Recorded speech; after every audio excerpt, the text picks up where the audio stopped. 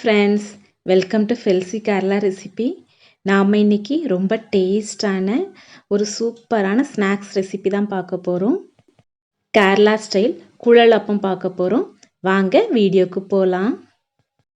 அதற்கு முதல்ல 2 கப் அளவுக்கு பச்சரிசி மாவு எடுத்து வச்சுக்கிடலாம். இது கூட 4 டேபிள் ஸ்பூன் துருவின தேங்காய், 6 சின்ன வெங்காயம், 2 பல் பூண்டு, இது எல்லாத்தையும் எடுத்து வச்சுக்கிடலாம். தேங்காய், பூண்டு, வெங்காயம் இது எல்லாத்தையும் மிக்ஸி ஜாரில் சேர்த்துக்கிடலாம். இது கூட ஒரு 4 டேபிள் ஸ்பூன் அளவுக்கு தண்ணி சேர்த்து நல்லா மைய அரைச்சி எடுத்துக்கோங்க. இனி நாம் எடுத்து வச்சுருக்கிற மாவில் 1/2 டீஸ்பூன் சிறுசீரகம், 1/2 டீஸ்பூன் எள் சேர்த்துக்கிடலாம்.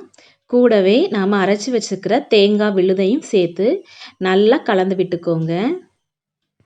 மாவு, தேங்காய், சிறுசீரகம் எல்லாம் நல்லா மிக்ஸ் ஆகிற மாதிரி நல்லா கலந்து விட்டுக்கோங்க. இப்படி கலந்து விடும்போதே வாசனை ரொம்ப சூப்பராக இருக்கும். இனி ஒரு 2 கப் அளவுக்கு தண்ணி எடுத்துக்கிடலாம். இது கூட தேவையான அளவுக்கு உப்பு சேர்த்து நல்லா கொதிக்க விட்டுக்கோங்க. தண்ணி நல்லா கொதித்ததும் கொஞ்சம் கொஞ்சமாக தண்ணி சேர்த்து நல்லா மிக்ஸ் பண்ணி விட்டுக்கோங்க. எனக்கு 2 கப் அளவு அரிசி மாவுக்கு 1 கப் அளவுக்கு தண்ணி தேவைப்பட்டுச்சு. தண்ணியோட அளவு அரிசி மாவை பொறுத்து மாறுபடும். அதனால் தண்ணி கொஞ்சம் கொஞ்சமாக சேர்த்து இடியாப்ப மாவு பதத்துக்கு நீங்கள் ரெடி பண்ணி வச்சுக்கோங்க. தண்ணி எல்லாம் கலந்ததுக்கப்புறம் இதை ஒரு 5 நிமிஷம் அப்படியே வச்சிடலாம். அதுக்கப்புறம் ஒரு 2 டேபிள் ஸ்பூன் அளவுக்கு தேங்காய் எண்ணெய் சேர்த்துக்கோங்க. இனி சப்பாத்தி மாவு பதத்தில் நல்லா கலந்து விட்டுக்கோங்க.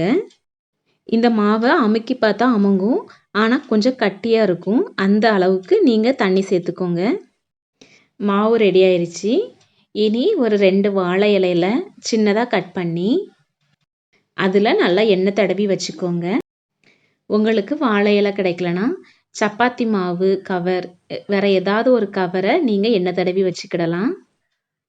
இனி ஒரு பெரிய நெல்லிக்காய் சைஸ் அளவை விட கொஞ்சம் பெருசாக நீங்கள் ஒரு மாவை எடுத்து உருண்டை பிடிச்சி வச்சுக்கோங்க. அதை 2 இலைக்கு நடுவில் வச்சு ஒரு பெரிய தட்டை வச்சு நல்லா அமுத்தி விடுங்க. இப்போ அது ரவுண்ட் ஷேப்பாக சூப்பராக ரெடியாக இருக்கும். இனி அதை அப்படியே எடுத்து ஒரு விரலை நடுவில் வச்சு அது மேலே சுருட்டி விட்டுக்கோங்க. சூப்பராக குழலப்பம் ரெடி ஆயிரும். இனி ஜாயிண்ட் ஆகிற பகுதியை நல்லா அமுத்தி விட்டுக்கோங்க. சூப்பராக ரெடி ஆயிருச்சு. இனி அதே மாதிரி சின்ன சின்ன பீஸாக உருண்டை பிடிச்சி நீங்கள் குழலப்பம் செஞ்சு வச்சுக்கோங்க. உங்களுக்கு இதே மாதிரி கேரளா ரெசிபி பிடிக்கும்னா இந்த சேனலை சப்ஸ்கிரைப் பண்ணி வச்சுக்கோங்க. கூடவே பெல் பட்டனை கிளிக் பண்ணி ஆல் ஆப்ஷனையும் கிளிக் பண்ணி வச்சுக்கோங்க. இனி எல்லா மாவும் ரெடியானதுக்கப்புறம் ஒரு பாத்திரத்தில் பொரிக்கிறதுக்கு தேவையான அளவுக்கு எண்ணெய் சேர்த்துக்கிடலாம். எண்ணெய் நல்லா சூடானதும் கொஞ்சம் கொஞ்சமாக போட்டு பொரிச்சு எடுத்துக்கோங்க. அடுப்பை மீடியம் ஃப்ளேமில் வச்சு பொரிச்சு எடுத்துக்கோங்க. இந்த அளவு மாவில் எனக்கு மொத்தமாக 25 குழலப்பம் கிடச்சிது.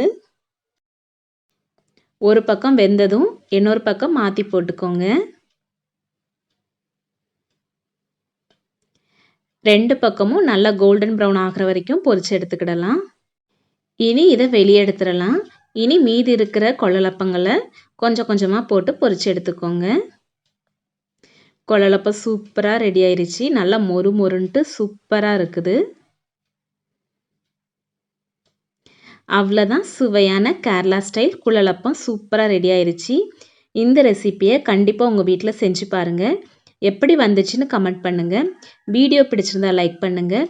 அப்படியே felcykeralarecipe சேனலுக்கு சப்ஸ்கிரைப் பண்ணி வச்சுக்கோங்க. கூடவே பெல் பட்டனை கிளிக் பண்ணி ஆல் ஆப்ஷனையும் கிளிக் பண்ணி வச்சுக்கோங்க. தேங்க்யூ.